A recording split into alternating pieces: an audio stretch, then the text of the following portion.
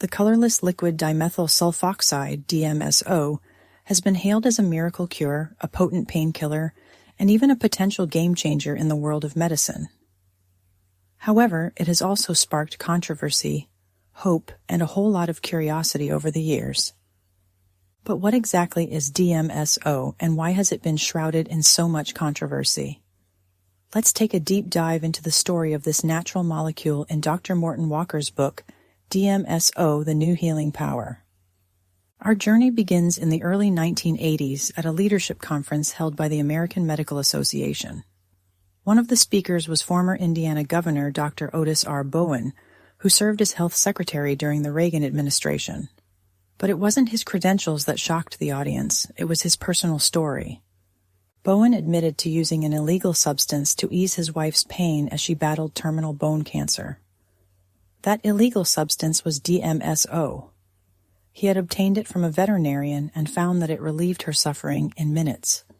Now, you might be wondering, why was DMSO illegal for human use? Well, at the time, the Food and Drug Administration, FDA, had banned its use in humans, except for treating a rare bladder condition. The reason? Concerns about potential side effects, like cataracts in dogs after prolonged use. But for Bowen, watching his wife suffer was unbearable, and he was willing to break the law to provide her with relief. So what makes DMSO so special? For starters, it has a wide range of potential applications. It stops bacterial growth, relieves pain, and acts as a vasodilator, increasing circulation to affected areas. It can soften scar tissue, soothe burns, and reduce inflammation in conditions like arthritis, bursitis, and tendinitis. But perhaps most intriguing is its ability to bring whole-body cellular dysfunction back to normal, making it a holistic ingredient rather than a traditional drug. Imagine a substance that could potentially treat almost every disease known to mankind. That's the promise of DMSO. It's been used safely and successfully by millions around the world to control swelling, reduce discomfort, and even kill bacteria, viruses, and fungi in many instances. It heals burns, relieves sprains, and works effectively against cataracts, sports injuries, and even mental retardation in some cases. But here's the catch.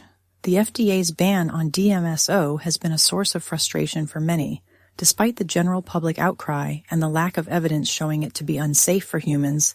The ban remained in place. This led to a situation where people were forced to take treatment into their own hands, turning to DMSO as a last resort. Bowen's story is just one of many. Take, for example, the case of Marjorie Saloman, a 32-year-old psychologist who was facing a hysterectomy due to cervical issues. Thanks to DMSO, she avoided the surgery. Dr. Eva Lee Sned, a family practice specialist, persuaded her gynecologist to apply DMSO topically, and within minutes, the instrument slipped into her cervix without any pain. A month later, her condition had improved so much that the surgery was canceled. The stories of DMSO's effectiveness are numerous and compelling. Take Anna Goldeman, a 65-year-old woman who had been suffering from bursitis of the right shoulder. After applying DMSO, not only did her shoulder pain disappear, but her phantom limb pain also vanished. This was a condition she had been living with for 4 years after an amputation. Or consider Lucas Scheinholz, who had been troubled with rheumatoid osteoarthritis of both knees for over a decade. After applying DMSO, he felt no pain and was able to walk without a cane within 15 to 20 minutes. The FDA's concerns about DMSO primarily revolve around the quality of scientific evidence. While the agency acknowledges that DMSO might be effective, it insists on well-controlled trials that meet statutory standards. This has been a point of contention, as many believe that the current scientific methods are inadequate to evaluate DMSO effectively. For instance, a study by Research Industries Corporation where patients dipped one hand in DMSO and used the other as a control showed improvement in both hands. The FDA argued that this indicated a non-specific effect of DMSO, while the company argued that it proved the drug's effectiveness. DMSO's potential in cancer treatment is another area of interest. At Mount Sinai Hospital in New York City, Dr. Charlotte Friend has shown that DMSO can turn cancerous cells into harmless normal ones in the test tube. This has led to ongoing research into its use in cancer treatment. The public demand for DMSO has led to legal battles and legislative efforts. The late Senator Mark O. Hatfield and the late Congressman Wendell Wyatt, both from Oregon, have been vocal advocates for DMSO. During their lifetimes, they have called on Congress to support legislation to legalize its public use. The FDA has faced criticism for being overly cautious, and the public has expressed frustration with the lack of access to this pain-relieving compound. Despite the controversies and challenges, the story of DMSO is far from over.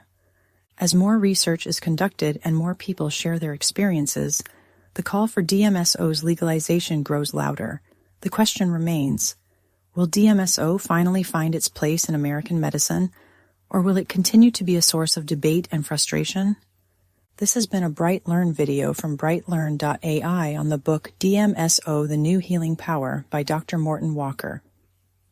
Visit BrightLearn.ai for more fascinating videos like this one, and visit naturalnews.com for full editorial coverage and breaking news on critical stories that keep you informed and aware of what's really going on.